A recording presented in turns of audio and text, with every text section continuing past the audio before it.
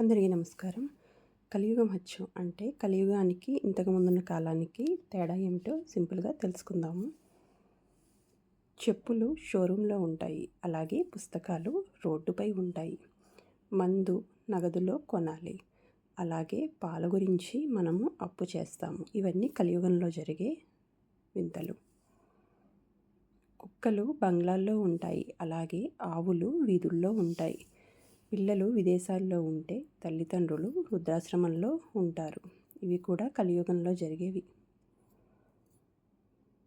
అలాగే డబ్బు ఎక్కువ ఉంటే ఉంటుంది, ప్రేమ తక్కువ అవుతుంది. అలాగే చదువు ఎక్కువ, సంస్కారం తక్కువ మనుషులకి ఉంటుంది.